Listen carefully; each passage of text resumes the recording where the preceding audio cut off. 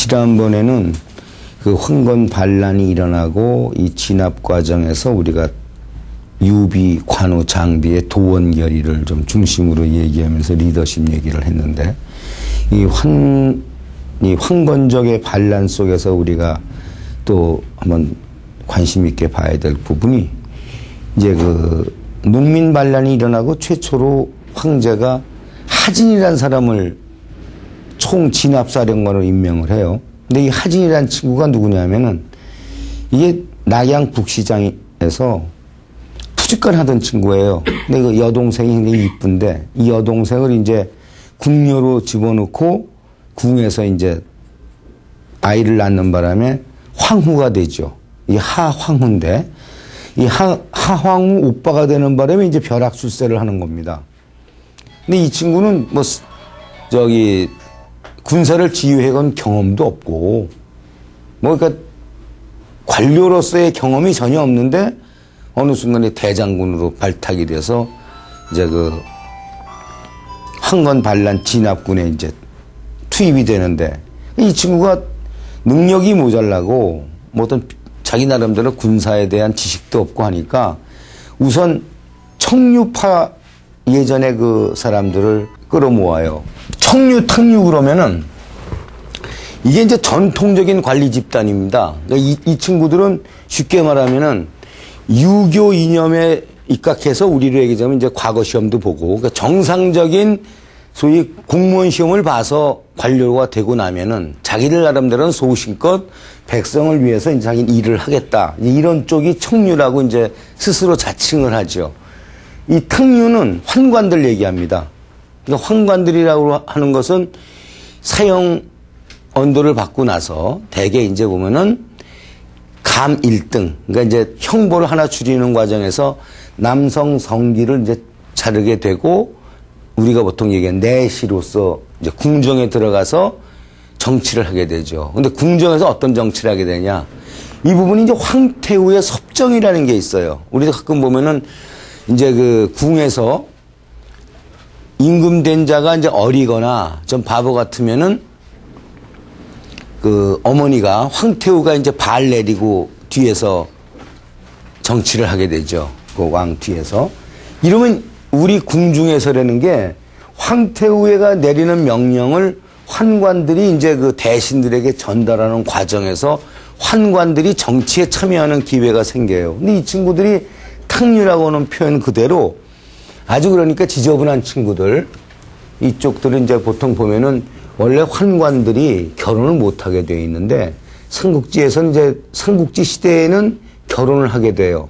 그 전에 그 황제가 이제 새로 이제 옹립을 할 때 공로를 세워가지고 양자를 두게 하고 부인을 얻게 하는 이제 제도가 시행되면서 이 친구들이 이제 돈도 모아야 되겠고 또 자기 나름대로 이제 끈앞풀들을 지방장관으로 임명하고 이러면서 굉장히 부정부패 아주 능수능란한 관리가 되죠. 그래서 이들을 보통 탕류라고 그래요. 그래서 중국사에서는 탕류라고 하면은 되게 환관 집단을 얘기하고 청류라고 얘기하면은 정상적인 과정을 밟아서 유교의 통치 이념에 입각한 그런 자세로 관리가 된 사람들을 청류라고 합니다. 나중엔 또 청요관이라는 이름도 나오는데 그 청요관은 이제 이런 삼국지에 나오는 청류파의 맥을 이어서 자기는 부패 공무원이 아니다. 이래서 이제 그 청요관이라는 말도 나오는데 우선 삼국지를 읽을 때 청류나 탕류라고 하는 표현은 여기서 근거를 합니다. 근데 이 하진이 우선 그 청류파를 이제 동원해가지고 전선에 내보내는데 이 전선 감독관이 탕류예요. 그러니까 삼국지에 막 초기에 보면은 그 노식이란 장군 이름이 나옵니다. 유비의 스승. 근데 그 환관이 와서 전선시찰관이라는 명목으로 와가지고 뇌물을 달라고 그러죠. 뇌물 주면 내가 적당히 당신 열심히 잘 싸우고 있다고 보고서를 올릴 테니까 뇌물 좀 달라 그러니까 노식이가 그러죠. 내가 청류파 관리고 지금 이마 전쟁 중에 군대 먹일 식량도 부족한 판에 무슨 뇌물이냐. 난 뇌물 바쳐가지고서 황제에게 좋은 보고서를 써주기를 원하지 않는다. 그러니까 이 친구가 이제 가서 그 집 말로 보고를 하죠. 아, 이 친구 말이야. 보낸 식량은 축내고 있고 싸움은 안 하고 있고 매일 이제 무의도식하고 그냥 군사들하고 놀기만 하고 있다. 그러니까 이제 화가 난 황제가 잡아가 두게 되죠.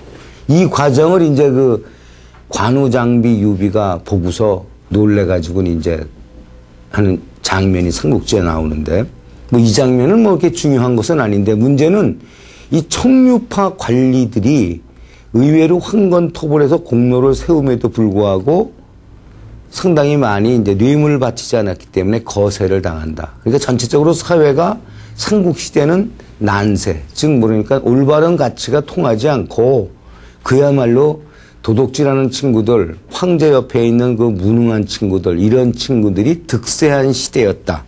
이런 부분에 또 대장군마저도 황후의 오빠라는 이름으로, 그러니까 궁정 자체의 권력의 실세가 외척, 즉 그러니까 보통 이제 황후의 친정 일가부치들하고 환관들 두 집단이 당시 이제 궁정을 지배하는, 그러니까 어리석은 황제하고 이 탕류라고 할 수 있는 환관들, 거기다가 외척 집단이 모여서 우리 2조 말의 세두정치 생각하면 돼요. 하여튼 이 탕류와 외척들은 대개 그 역사 속에서 대표적인 부정부패 집단입니다. 그러니까 이런 형태로 이어지는데 이 하진이라는 친구는 우리 보통 이제 이렇게 보면 돼요. 능력이 좀 모자란데 지위가 높아지면은 반드시 그 이상한 짓을 해요. 역사 속에서 보면. 근데 이 하진이라는 친구는 우선 이상한 짓의 1차가 자기하고 권력을 나눠 쓰고 있는 탕류를 거세하려고 그러죠. 황관들을 전부 죽이려고. 그랬다가 오히려 황관들이 그걸 알고서 역으로 이제 하진을 죽여요. 그래서 하진이가 죽고서 여기에 이제 화가 난 그 하진이 부하였던 원술 형제가 궁정에 난입해서 황관 대학살극을 벌립니다. 그래서 황제가 궁 밖으로 도망가고 이때 동탁이라는 친구가 이제 황제를 모시고 다시 낙양으로 돌아오면서 동탁이라는 친구가 등장을 해요. 이 동탁은 상당히 그 삼국지에서는 중요한 인물입니다. 그러니까 역사의 흐름 속에서 한 시대가 부서지기 위해서는 악역이 꼭 필요해요. 누군가가 좀 그야말로 파괴형 지도자가 하나 출연을 해야 됩니다. 구질서를 파괴해야 신질서가 생기는데, 물론 이것이 무난하게 넘어가려면은 좀 건설을 목표로 하는 파괴형 지도자가 나와야 되는데, 이 친구는 순전히 파괴만 능사로 하는 친구죠. 동탁은 우리가 뭐 소설에서 보다시피 아주 포악하고 그야말로 성품도 고약한 데다가 비전이 없어요. 뭘 내가 이제 권력을 잡으면은 어떤 방식으로 국정을 요리하고 관료 집단을 어떻게 다스리고 또 국민들에게 내가 무엇을 요구하고 한 시대를 다스리고 한 국가를 이끌어 나갈 비전도 전략도 준비도 전혀 안 돼 있으니까 소위 말하는 그냥 군인 풀어서 무단 독재하는 거죠. 무단 독재도 아주 살벌하게 합니다. 그게 이제 삼국지 소설에서는 여러 가지로 뭐 대신들 집에 들어가서 뭐 재산을 빼앗는다든지 뭐 부녀자를 욕보인다든지 이런 정도에 그치는 것이 아니라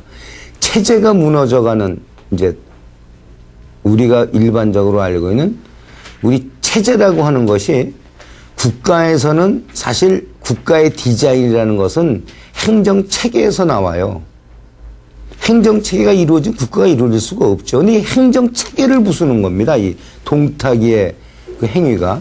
그러다 보니까 이제 안에서 별일이 다 벌어지죠. 원소도 뭐 저 북쪽으로 도망치고 원수리도 남쪽으로 도망치고 조조는 이 동탁을 죽이려다가 그 실패하는 장면이 삼국지에 나오죠. 칼 뽑아서 이제 옆으로 누워있어 찌르려고 하는데 거울에 그 조조가 칼 뽑는 모습이 비치는 바람에 뭐 하는 짓이냐고 그러니까, 아, 이거 칼을, 좋은 칼을 바치러 왔다고 하면서 이제 조조가 임기응변으로 한 다음에 칼 바치고선 도망치지요. 그래가지고서 이제 그 조조는 도망치고, 이 과정에서 여포라고 하는 또 희대의 인물이 나타납니다. 여포는 원래 우리가 삼국지 읽은 분들은 아주 배신의 심볼이죠. 요만큼만 이익만 있으면 언제나 뒤통수 치고 뭐 심지어 지 의부나 양부도 뭐 서슴없이 죽이는 아주 전형적인 이 거의 몰입에 가까운 친구인데 무용은 아주 걸출하죠. 삼국지 아마 가장 그 무용이 뛰어나다 그러면 이 여포하고 관우를 보통 많이 뽑는데 아무튼 이 여포가 이때는 그 정원이라고 그런 사람 휘하에 있다가 이 동탁이가 적토마하고 향운의 후계자라고 하는 이제 그 유혹에 넘어가 가지고 자기 의부를 죽이고 동탁이한테 가담을 하죠.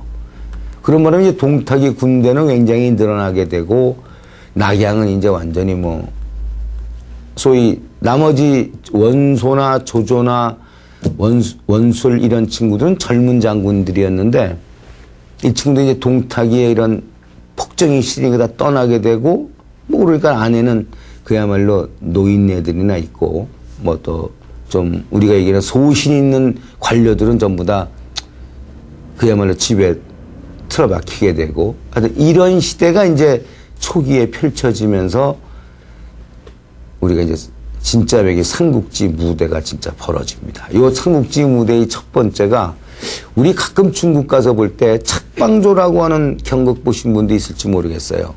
착방조라는 것은 도망친 조조를 붙잡아라. 이제 이런 제목이라고 볼 수가 있겠죠. 착방조는 원래 그 조조가 동탁을 죽이려고 이제 칼 들고 들어갔다가 여의치가 않으니까 이제 제가 칼을 바치러 왔습니다. 우선 이제 칼을 바친 후에 나와서 잽싸게 도망을 쳐요. 어차피 드러날 것 같으니까. 도망칠 때 이제 전국에 이제 그 조조 체포령이 내려지죠. 조조를 잡아서 바치는 자는 천금에 이제 상금에다가 만호 후에 봉한다. 그러니까 만호후라고 그런 것은 1만 가구가 사는 동네를 시급으로 주겠다. 그러니까 그때 이 시급이라고 하는 개념은 요즘으로 얘기하자면은 한 지역을 통째로 주면은 그 지역을 다스리는 것은 지역의 어떤 뭐 땅 주인이 아니라 만 가구에서 나오는 소출에 자기 임의로 그러니까 다 처리할 수 있는 권한을 주는 거죠. 그러니까 봉건영주라고 하는 개념은 그러니까 네가 하여튼 그쪽 세금 네 마음대로 걷어서 일부는 국가에 좀 바치고 너 다 가져라 하는 것이 그 만호라고 그러면 그 당시 인구로 봐서 보통 한 호를 되게 농촌 사회는 대가족 제도거든요. 이게 우리가 동북아시아 역사를 이해할 때 지난번에 제가 조금 말씀드렸는데 이 만리장성 북쪽은 되게 유목민족이에요.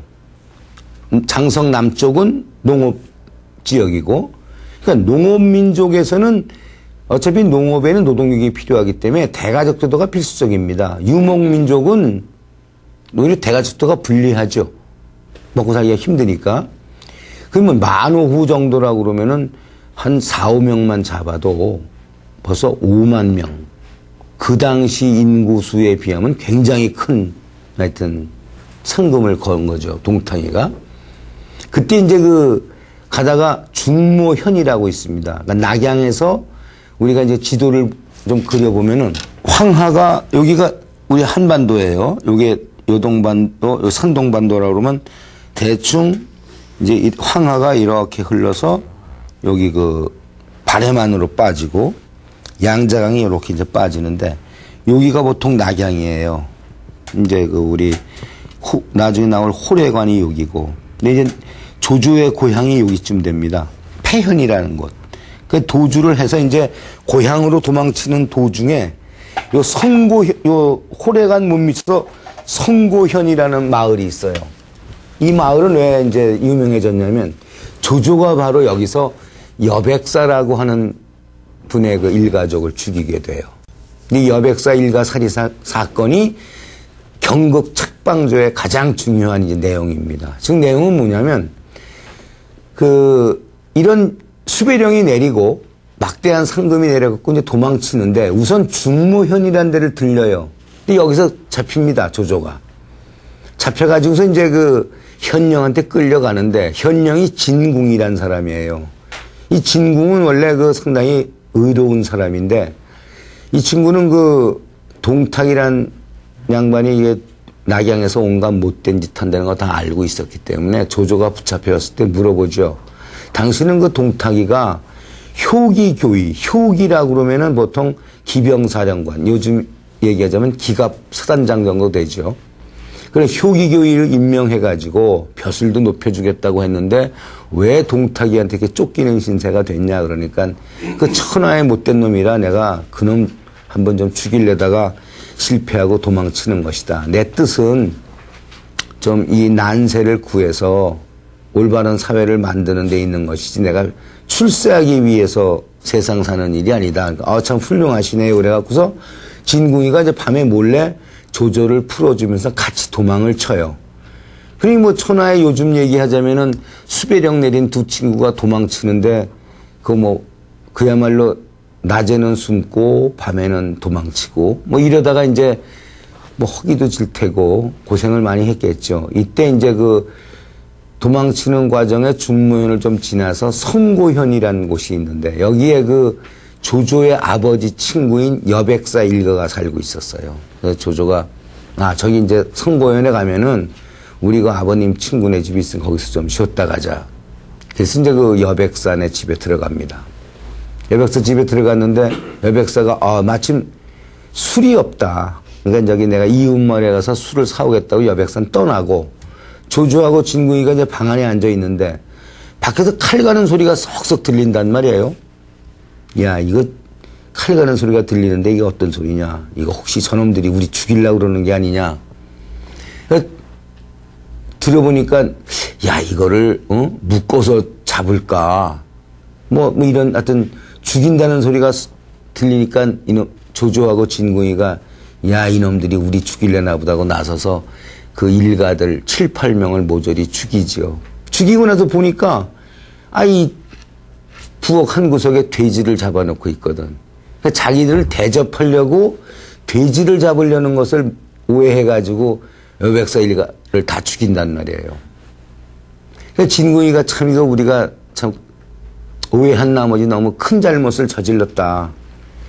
이제 저기 부끄러우니까 떠나자 해가지고 둘이서 떠나서 마을을 입구를 나오는데 이 이웃 동네에 술 사러 갔던 여백사가 말에다가 술통을 사가지고 돌아온단 말이에요.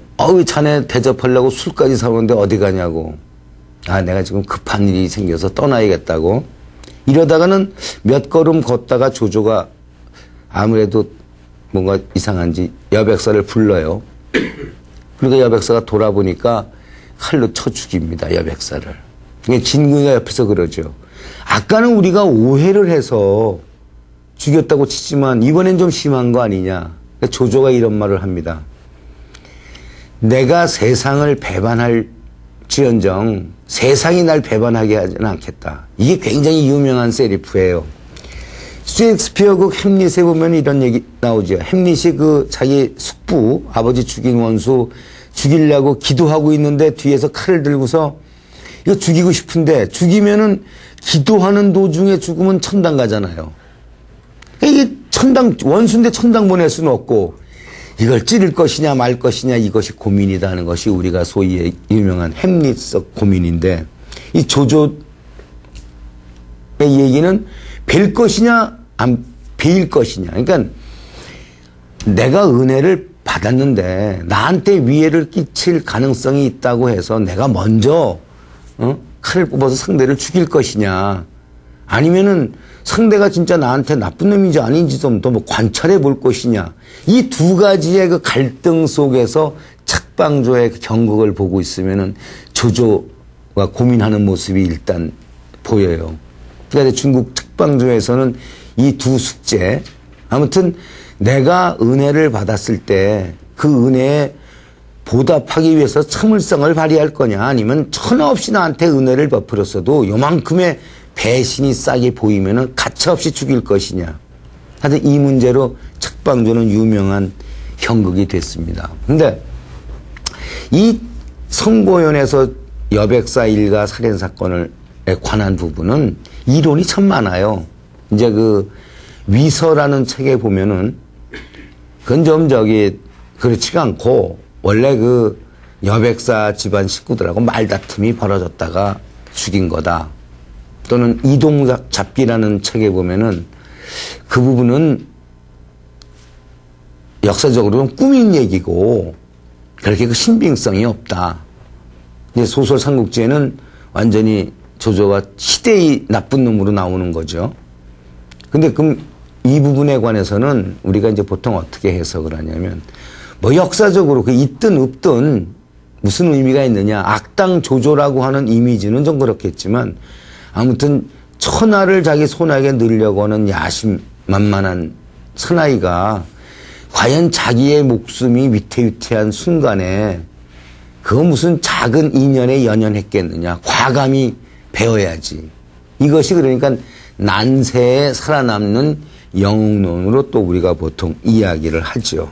그래서 여기서 우리가 이제 이 여백사 살인사건까지 세 사람, 이 하진과 동탁과 조조의 어떤 리더십을 좀 보자면은 하진이 같은 형은 능력이 모자란데 벼슬 지위는 높아져 가지고 감당할 수 없는 나머지 자기 꾀에 자기가 넘어가서 실수하는 인간형으로서의 리더십 빈곤에 대해서 우리가 얘기할 수가 있겠고, 동탁은 과잉이죠. 그러니까 리더십 자체를 모르고 그냥 무단으로 용맹만 해가지고 칼이나 휘두르는 백정 스타일의 어떤 리더십이라면은 조조는 꾀가 많고 그렇지만 자기 속에서 어떤 큰 대의를 위해서라면은 소화적인 작은 부분엔 연연하지 않는 이런 리더십으로 정리가 돼서 삼국지 초반에 이런 세 인물형의 리더가 등장한 의미가 또 이 책방조까지 좀 있죠. 그래서 아무튼 이 조조라는 인물이 이후에도 우리가 이제 상당히 그 여러 형태의 인물로 등장을 합니다.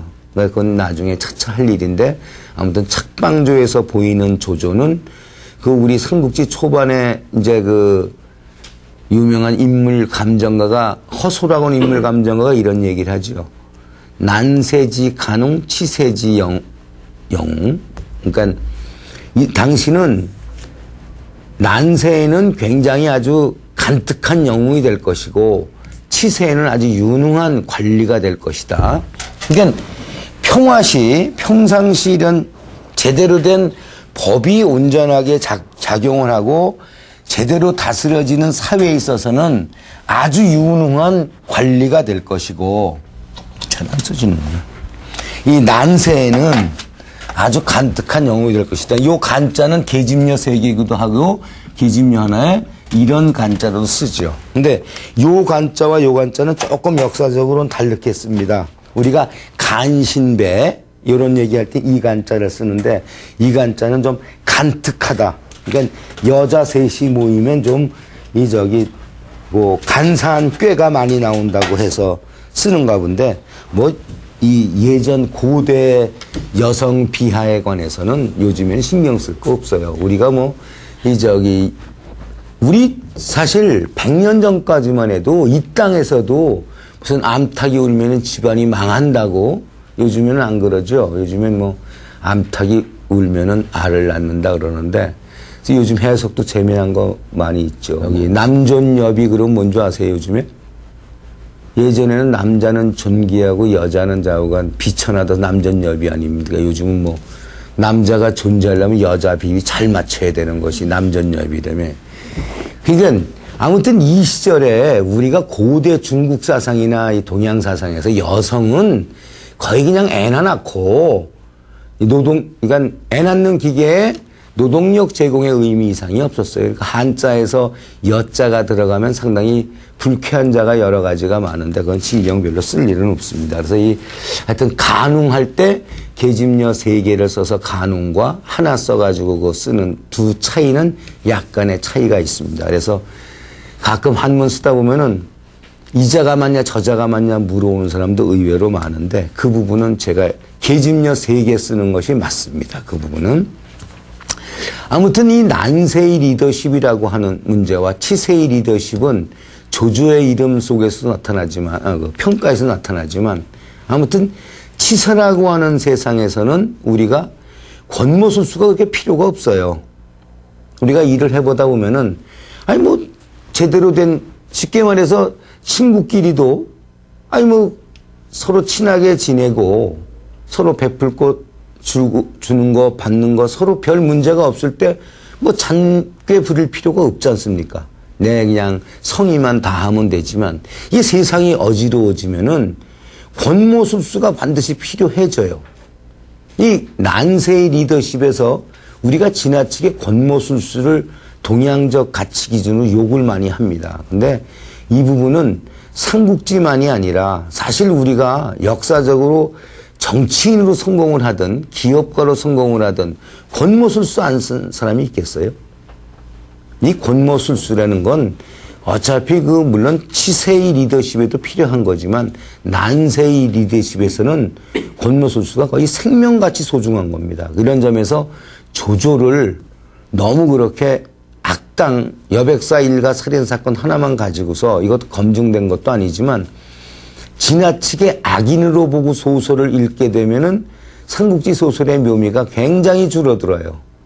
우리가 보통 읽는 삼국지에서 왜 조조를 악당으로 만들고 유비를 자꾸 선인으로 만드느냐 하는 걸 보면은 유비 중심 사상이 있어요. 이게 뭐냐면 중국에서 전통적으로 중국 대륙도 이 국가가 좀 힘을 발휘하고 이 국세가 커질 때는 수도가 되게 북쪽에 있습니다. 왜냐면 농경 민족이 중심이기 때문에 북방으로 진출을 하죠. 그러니까 지금 우리가 북경이란 수도도 이건 나중에 세워진 수도고 예전에는 보통 이제 선동반도 요동반도로는 이제 만리장성이 이렇게 있죠. 그러면 지금 이제 북경은 여기 있지 않습니까? 장안이 여기 있고 낙양이 여기 있고 남경이 여기 있단 말이에요. 그러니까 이 정도 지역에서 수도가 있을 때는 북쪽을 향해서 좀 더 진취적인 기상이 생길 때 이때는 조조를 높이 평가해요. 권모술수라든지 어떤 큰 시대를 보는 눈이라든지 이런 능력에 대해서 상당히 높이 평가하는데 이게 북쪽 세력에게 밀려가지고 남쪽으로 와서 도읍을 정하는. 그러니까 보통 이게 육조 시대는 여섯 왕조가 이 남경의 수도를 정하는데 이때 밑으로 밀려오면은 풍조가 상당히 문약해지고 북쪽에 대해서 겁을 많이 내죠. 그러면서 어떤 풍조가 생기냐면 소위 말하는 아름다운 여자, 뭐 요즘 우리가 얘기하자면 풍류를 즐기는 이런 형태의 사회 풍조가 되면서 조조를 욕하기 시작을 해요.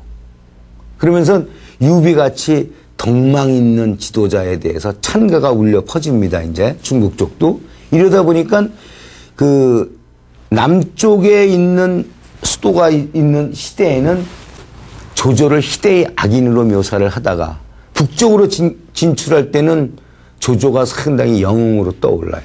이제 이런 간극도 있고, 그 다음에 이제 전통적으로 유교가 중심이 돼가지고 이제 뭐 성리학이고 주제학이고 나오잖아요. 그럼 이 주제학 쪽에서는 가능하면은 유비 쪽에다가 포커스를 맞추려고 하는 것이 유비에게 정통론을 주는 것이 한나라에 대해서 그 후에 벌어진 삼국을 가능하면은 촉한이란 이름으로 만들었던 유비에게 정통을 주고 싶어 하는 거죠. 위나라는 별개의 새로운 나라니까 그러니까 찬탈자라고 보는 겁니다. 이런 입장들 때문에 가능하면 조조를 좀 더 또 폄하시키려고 하는 이런 부분들이 있죠. 하여튼 이렇게 중국 역사에서도 조조에 대한 평가가 시대마다 그 상황마다 여러 가지로 달라집니다. 근데 아무튼 난세의 리더십이라고 하는 건 우리가 요즘도 많이 겪지만 이 치세가 온전하게 이루어진 시대라는 것은 거의 이렇게 많지 않아요. 중국 한 4,000년 역사상 평화를 누려본 시기를 총 더하면은 150년 정도라고 하는 설도 있어요. 그러니까 거의 길게 평화를 누려봐야 30년에서 40년. 근데 그 30, 40년도 중간중간에 전쟁도 많고 뭐 하면서 그나마 어느 정도 안정기는 그 정도밖에 안 된다.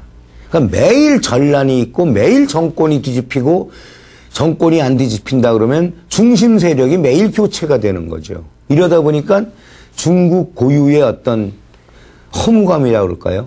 이거 뭐 어제까지 잘 먹고 잘 살고 출세했는데 하루아침에 벼랑으로 떨어진단 말이에요. 또 중국 밀고사, 즉 우리가 이제 누구를 밀고 해서 소위 출세하는 경우가 많은데 중국 경우엔 밀고라는 걸 하면요. 상대방 재산과 지위가 다 내 것이 돼요. 일정한 벼슬이 올라가면 저놈을 죽여야 됩니다. 떨어뜨려야 저놈 재산을 우리가 논아갔죠. 그러니까 출세의 방법으로도 중국 전통사에서는 밀고가 조장이 돼요. 이런 부분들이 우리가 삼국지라고 하는 배경 속에서 발견할 수 있는 건 그런 시대이기 때문에 허무감도 존재하고 뭐 어떤 부귀 영화도 별게 아니고 언제나 당할 수 있으니까. 그러니까 끝내는 어떤 것이 중요하냐. 역시 인간은 인간을 믿는 방법밖에 없구나. 이런 부분도 이 조조가 보여주고 있는 모습 속에 이제 많이 녹아 있습니다.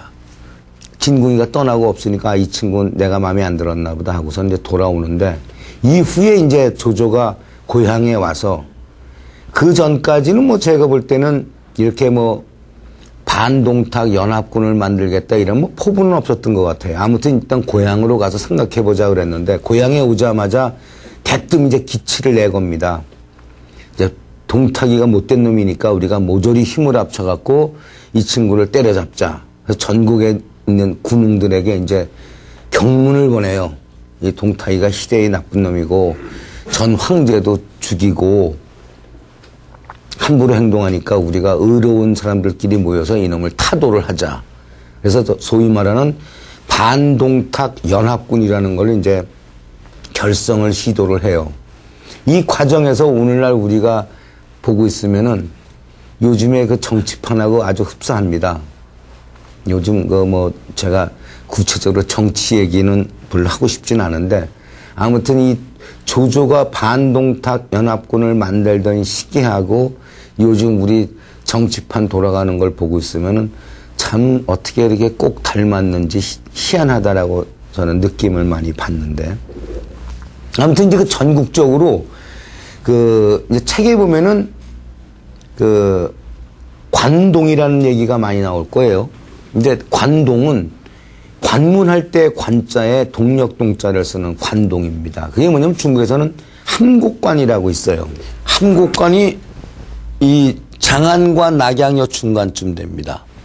그래서 중국사는 어떤 경계선을 이룰 때 요건 이제 조금 삼국지하고는 좀 다른 얘기지만 관동 그러면 이 함곡관을 중심으로 동쪽 관서 그러면 서쪽 여기 산동반도 여기 태산이 있죠.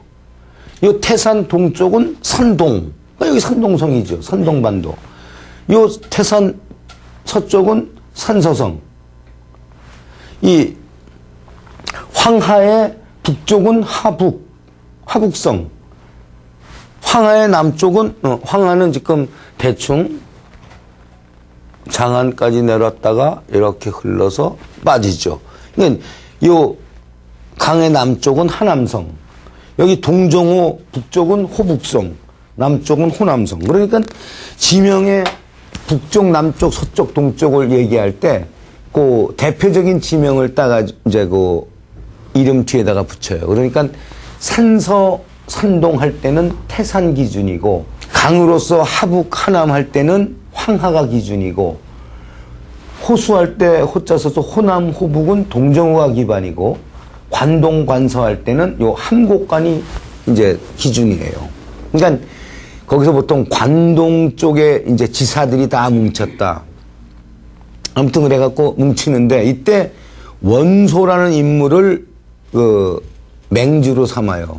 뭐 무협지에 나오는 맹주만이 아니라 중국서도 전통적으로 이제 그 우리 얘기되면 저쪽 판은 동탁이가 소위 말하는 대권을 쥐고 있고 이쪽에서 이제 모은 세력들의 이제 대장은 원소가 되는데 이 원소가 대장되는 이유가 또 우리가 한번 생각해 볼 여지가 많죠.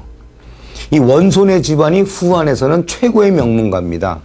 4세 5공이라고 그러는데 4세 5공 그러면 4세대에 걸쳐서 5명의 이 공자는 삼공이라고 그래갖고 우리 영의정, 좌의정, 우의정 이렇게 정승벼슬처럼 그 친구들은 삼공벼슬이라는 것이 최고위 벼슬이에요. 그러니까 4세대 동안에 5명의 소위 정승을 낳은 명문가인데 이 원소란 친구도 생긴 것도 굉장히 잘생겼어요.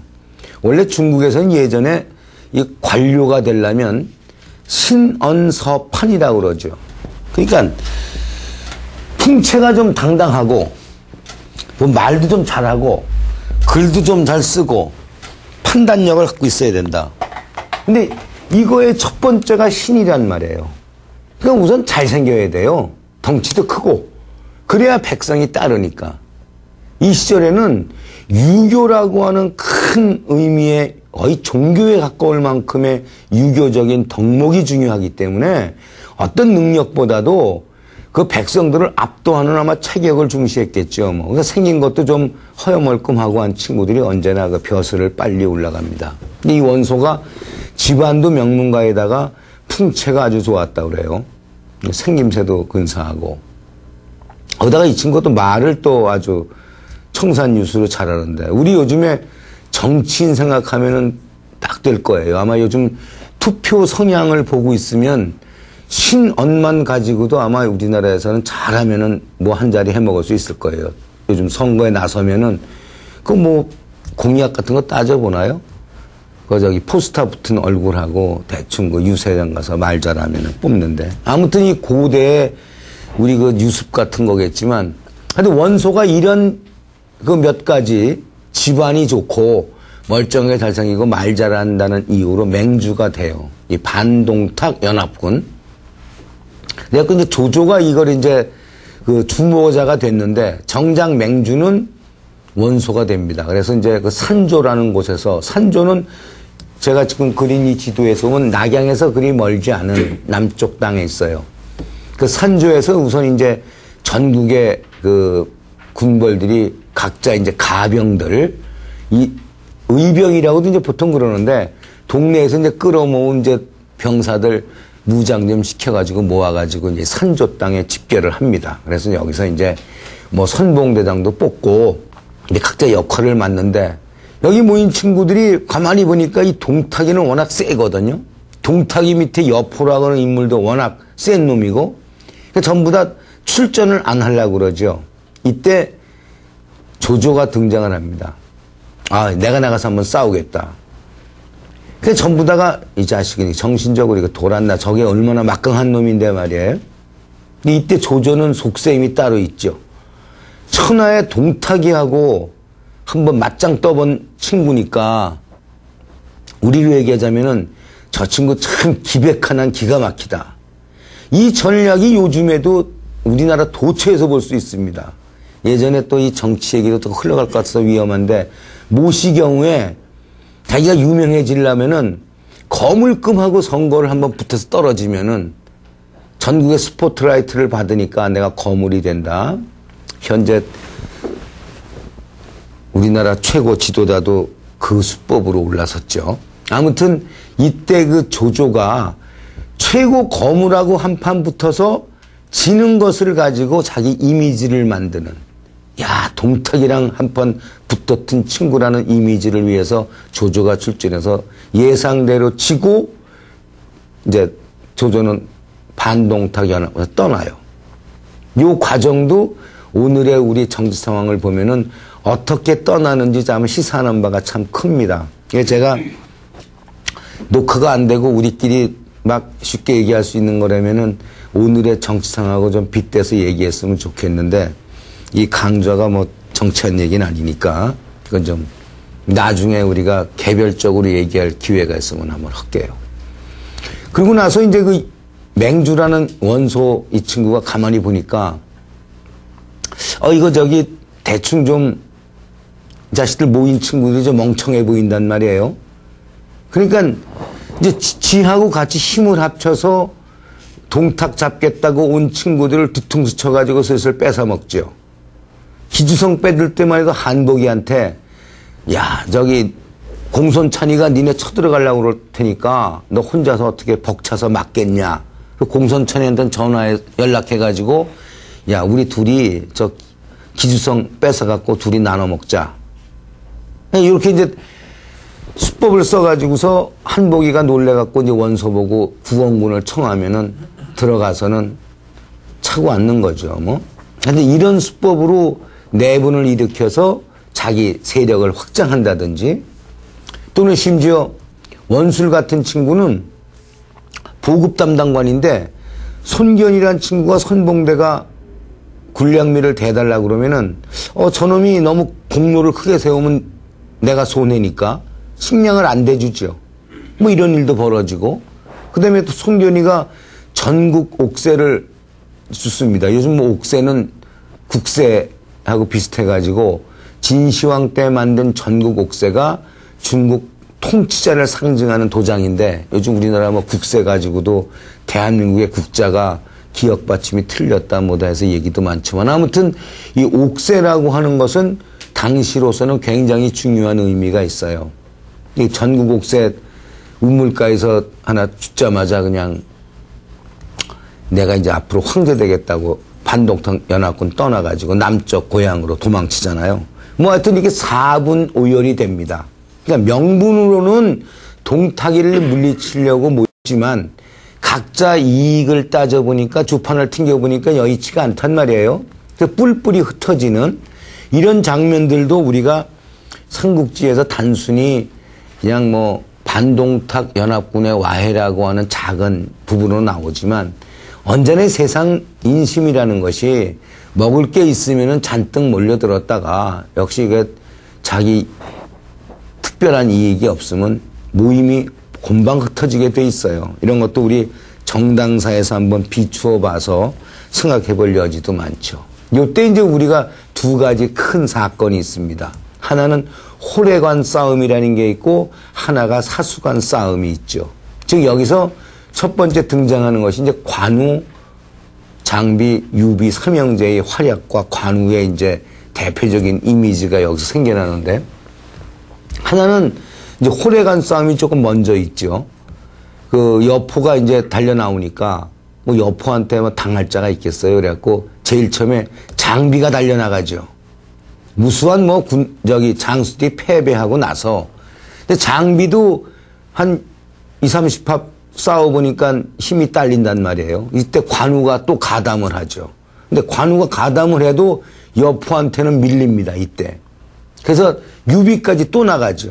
그래서 유비, 장비, 관우 세 사람이 협공을 해가지고 겨우 이제 여포를 물리치죠.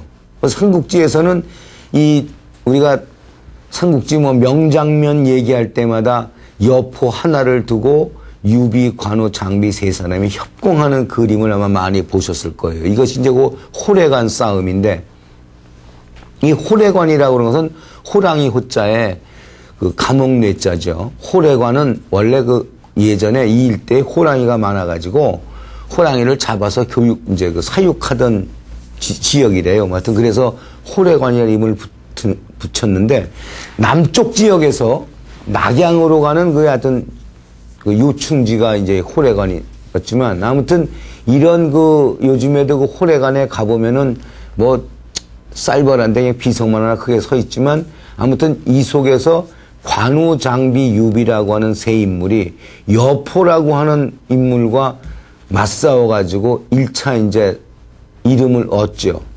그 조금 있다가 이제 사수관에서 2차 싸움이 벌어집니다. 여기서 아마 들어보셨을 거예요. 화웅이라고 하는 또 이 동탁 밑에 대단한 맹장이 하나 있어요. 이 화웅이가 아주 나가는 족족 화웅이한테 그냥 단 한 합에 다 죽으니까 이 연합군 쪽에서 이제 부들부들 떨고 있을 때 관우가 나와서 그러죠.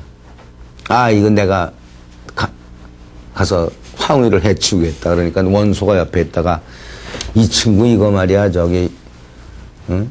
신분이 그때는 마궁수.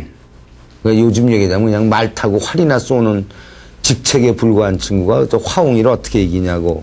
그러니까 조조가 말리죠. 아, 보아하니까 생김새도 굉장히 씩씩하고 한번 기회를 줘보자. 그러면서 그 술잔을 하나 권하죠. 삼국지에 보면은. 근데 관우가 술잔을 받아서 이제 대개 이제 그 따끈하게 데워진 술을 주니까 내가 이거 화웅이를 목 벤 다음에 와서 먹겠다 그러면서 술잔을 내려놓고 달려나가서 이제 화웅이 목을 배 와가지고 먹을 때 아직도 술잔이 따뜻했다. 뭐 이런 이제 표현이 나오는데 이 부분은 사실상은 실제가 아닙니다. 화웅이를 죽인 것은 손견이에요. 역사적인 사실은. 근데 이제 소설 쓰는 사람이 관우를 좀 워낙 큰 이 인물로 띄우려다 보니까 이제 역사적인 사실을 이제 좀 바꿔치기 해가지고 사수관에서 관우가 화웅이를 목벤 것처럼 되어 있는데 요건 이제 공식적인 하여튼 역사서에는 화웅이는 손견이한테 죽었는데 이 관우한테 아무튼 소설에서는 공로를 돌리죠. 근데 여기서 이제 관우가 화웅이를 단 한 합에 벤 이제 천하의 맹장으로 다시 이제 떠올라 가지고 이제 관우 소위 얘기는 관우 시대가 벌어진다 이제 이렇게 볼 수가 있는데 아무튼 이 호래관 싸움, 사수관 싸움은 여태까지 최고의 무용을 자랑하던 여포라는 인물 대신에 이제 삼국지 최고의 명장으로는 무용을 뽐내는 사람이 이제 관우로 대체하는 어떤 이런 의미도 좀 있고 또 하나의 그 의미는 동탁이가 여기서 사수관 싸움에서 화웅이가 죽는 걸 보고 장안으로 도망치죠. 이것이 그 유명한 장안천도입니다. 요전날 우리 행정수도 만든다고 그럴 때 장안천도에 빗대서 칼럼 쓴 사람들도 많이 있던데 이 장안천도는 이렇게 보시면 돼요. 낙양이라고 하는 오랜 고도의 기득권 세력을 장악을 못한 동탁이가 자기 세력이 원래 서량이에요. 이게 장안인데 이쪽이 서량입니다. 이곳이 이제 동탁이가 원래 여기서 거점을 잡고서 세력을 키운 곳이죠. 그러니까 자기 그 거점인 서량에 가까운 장안으로 수도를 옮기고 여기서 이제 기득권 세력인 이 낙양 중심의 기존 세력과 한판 이제 붙자 이런 의미로 사수관 싸움 이후에 낙양에서 장안으로 천도를 하는 겁니다. 이때 이제 그 낙양 시내를 모조리 불지르고 떠나죠. 그러니까 낙양 시내를 불지른다는 것은 어떤 의미를 갖냐면은 뭐 역사 속에서는 보통 그 천도는 어떤 그 대의를 따라서 중론을 따라 가지고 움직여지는데 이때는 동탁이가 그야말로 세가 궁해지니까 기존에 있는 모든 것을 다 없애버리고 이제 새로운 뭐 자기 나름대로 이제 뭐 국가적인 비전이라는 건 없었겠죠. 아무튼 자기 세력을 좀 더 이제 키우려고 하는 거겠지만 상징성은 뭐냐면 모든 기득권을 다 불태워버린다. 이거는 보통 이제 역사 속에서 앞의 역사를 부정하는 일. 이렇게 이제 잡으면 될 거예요. 우리가 보통 이제 이게 참 얘기를 하다 보면 요즘 얘기가 입이 근질근질한데 못하네. 아무튼 앞서의 역사를 부정하는 이런 방법으로 동탁이의 낙양 화제는 그러니까 이제 방화죠. 낙양 방화는 그런 의미를 갖고 요때 이 동탁이가 재미난 짓을 해요. 뭐냐면 첫 번째는 첩보원들을 내보내 가지고 소문을 번지게 합니다. 뭐냐면 이 떠나기 전에 돈 많은 집 그러니까 두혼의 집에 가가지고 저놈들에게 좀 은밀히 살펴라. 어디 뭐가 있는지.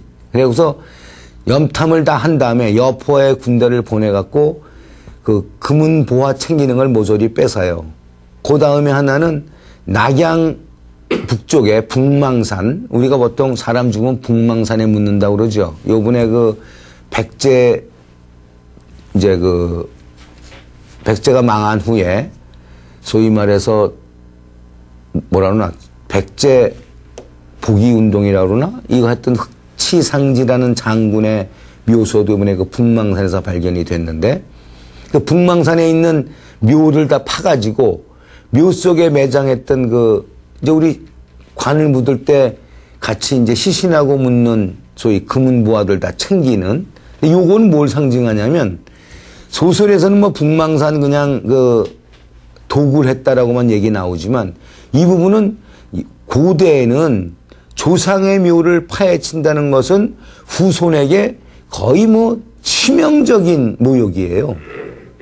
그러니까 백성들만이 아니라 역대 왕조까지 다 부정하는, 그래서 이 동탁이의 낙양천도는 기득권과 여태까지의 모든 기존의 역사를 부정하고 새로운 곳을 향해서 떠나는 거의 무직한 독재자의 한 전형적인 사건으로 보통 이야기가 많이 됩니다. 아무튼 그래서 장안천도를 하게 되고 장안에서 이제 새로 그 조정을 구성한 후에 이쪽에서 또 포악한 짓 많이 하다가 이제 여포에게 죽임을 당하죠. 동탁이. 그래서 아무튼 장안천도까지가 요번 우리가 이제 주제인데, 장안천도까지 우리가 이제 인물들을 다시 한번 정리해 보자면은 이런 뭐 아까 말씀드린 하진 같은 인물의 형도 있고 동탁 같은 인물도 있고 또 여포 같은 인물도 있고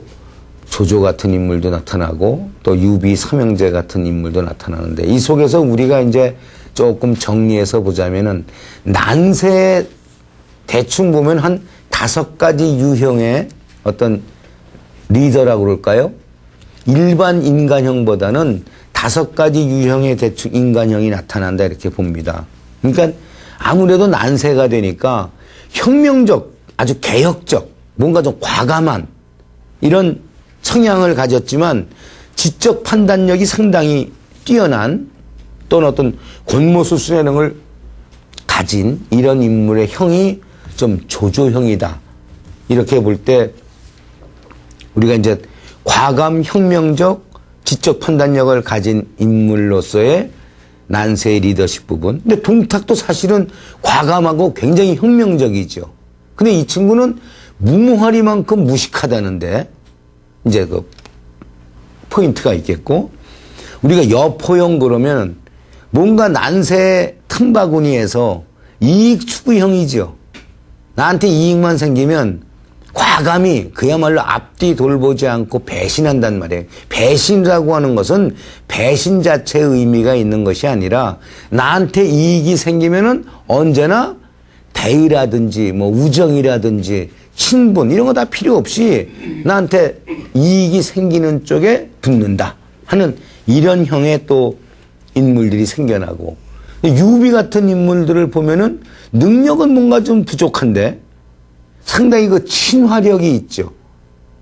또 저기 친화력 이상의 자기 나름대로 뭔가 인간이 지니고 있는 부드러움이라든지 어떤 그 우리가 쉽게 얘기하면 아, 저 친구는 뭐 법 없이도 살 친구다. 뭐 이런 평가를 받을 만큼 호인형이라든지 이런 형을 들 수가 있겠고, 이제 관우 같은 형은 상당히 그 관우 장비 요 형은 약간의 그 차이는 있지만 대략 그 힘을 중시하는 무장이면서도 그 굉장히 의리도 있고 신의도 있고, 우리가 요즘으로 얘기하면 아, 저 친구 참 덩치 큰데 뭐 멋있다고 얘기할까요? 그게 뭐 생각을 굴리고 뭐 지략이나 이런 권모술수 이런 건 전혀 없지만 사람이 참 한번 약속하면 꼭 지키고 믿을 만한 친구다. 하여튼 이런 대표적인 5가지 유형의 리더와 인물형이 이 시절까지 등장을 해가지고 1차적으로 삼국지의 무대를 꾸려가게 된다. 요것이 이때 장안천도까지의 큰 의미가 있어요. 이제 장안천도 이후의 삼국지의 무대는 본격적인 군웅할 것이대. 그러니까 이제는 그야말로 먹고 맥히고 그냥 패배하면 곧 죽는 그야말로 살벌한 싸움의 시대로 이제 변화가 됩니다. 그러니까 장안천도까지는 그래도 황제가 존재했었고 포악하지만 대권을 진 동탁이가 존재하고 이 동탁과 맞서 싸우는 많은 인물들이 등장을 하면서도 아직은 동탁이를 무찌르지 못했으니까 전국을 장악하고 있는 상징적인 인물로서의 황제 동탁은 존재를 했고, 아직은 소위 우리가 이제 삼국지를 읽으면서 느껴지는 많은 군웅들이 지방 곳곳에서 등장해가지고 천하를 누가 잡을 것이냐고 싸우는 소위 군웅들 할거 시대는 아직 이제 등장하기 직전이죠. 그래서 장안천도는 그런 군웅 할거 시대, 즉 극도의 혼란 시대로 가는 이제 어떤 분기점이다. 이렇게 이제 보시면 될 것 같습니다. 오늘은 여기까지만 하죠.